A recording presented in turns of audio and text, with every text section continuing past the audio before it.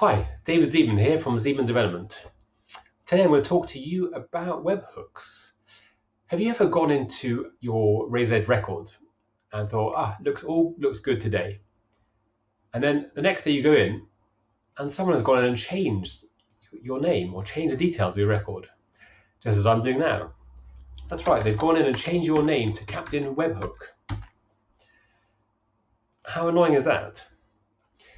So our clients that have had AuditTrail Pro currently and in the past, which only works on the Razor Edge 7, the older Razor Edge 7 desktop version, self-hosted, they've been able to track the changes that are made in the desktop.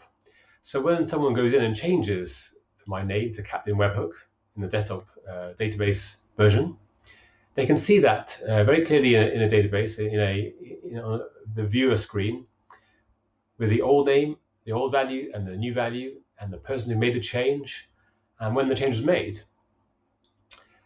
But of course, a while back now, Blackbaud released NXT and the WebView. So this older technology we were using in AuditTrail Pro was no longer feasible, no longer worked as it should in the WebView. So of course, a lot of our clients were very disappointed. And then along came SkyAPI, and a while later, webhooks. And when that was released, we decided to release AuditTrail Cloud, which makes use of webhooks, so that those organizations can also now track the changes that are made in the web view as well as the database view. So what happens? How does a webhook work? What does it do? Well, as I made the change just before to my name, a webhook was fired from the armory of Blackbaud towers, past Ben Wong's office and on into the internet. In this case, AuditTrail Cloud makes use of Amazon Web Services. Our AWS account subscribed to this webhook a while back, so that whenever such a change is made, it's captured by the application. It looks at the result, displays it with a somewhat reasonable amount of time, hopefully this amount of reasonable time, which I'm going to show you now. So let's go into AuditTrail Cloud. I'll press the search button here, and we can see that the changes appeared. So for example, here in this case, the old value is David, the new value Web, old value Zeman, new value Hook. And it tells exactly when the change was made and changed by me. So AuditTrail Cloud subscribes to all the available webhooks, so that all changes that are made or can be tracked. But which webhooks are available? What can we track, or what can we monitor through the use of webhooks? Well, Blackbaud released a really good app for developers to track or to make use of webhooks, to look at them, to see which data is coming through. And it's free in the marketplace, called Webhook Monitor. So let's go back to our homepage here.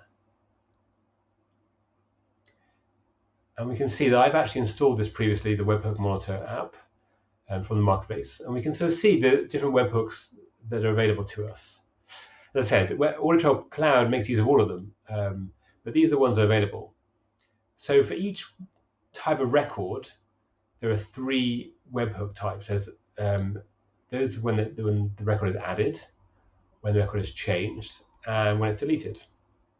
And currently we're covering constituent records, address records, emails, online presence, phones, solicitor codes, gift records, and prospects. Of course, in an ideal world, we want to have as much as we can, especially for AuditTrail Cloud. And I'm assured that those are coming soon.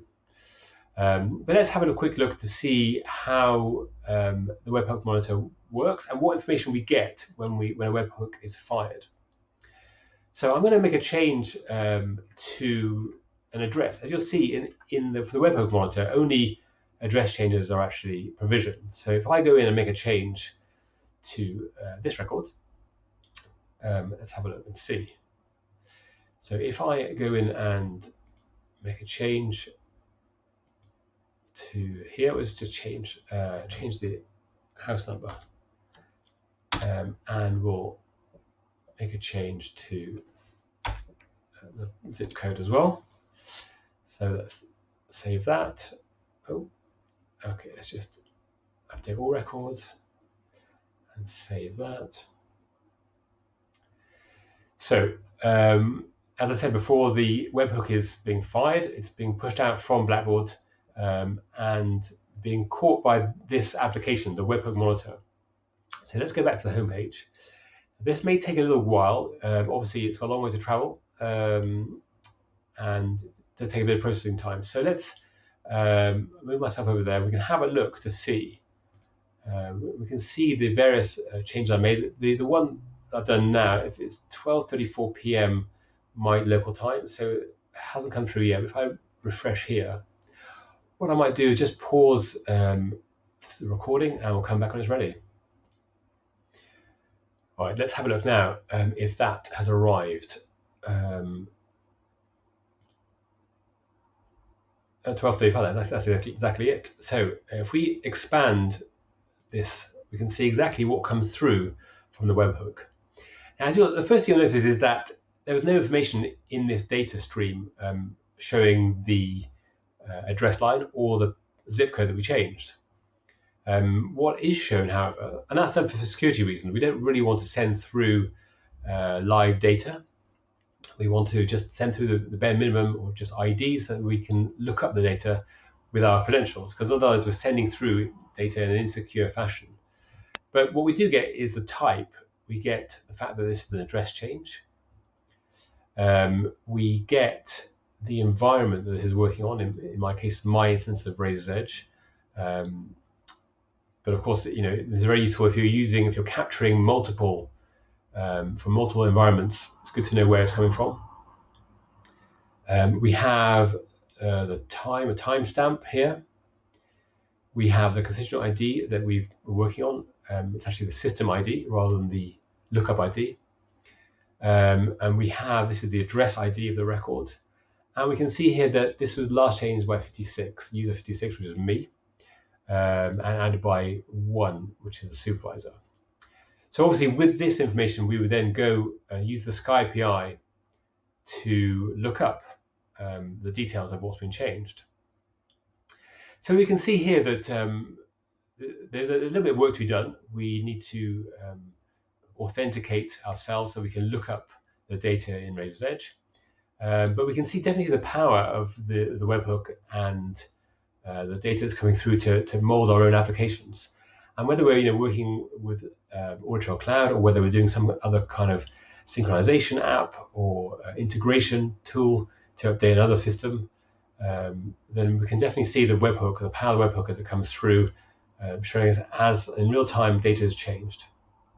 So if you want to learn more about this, join me for the Skills Lab later on, where we'll go in more depth about the work that's involved. But for now, thanks for listening.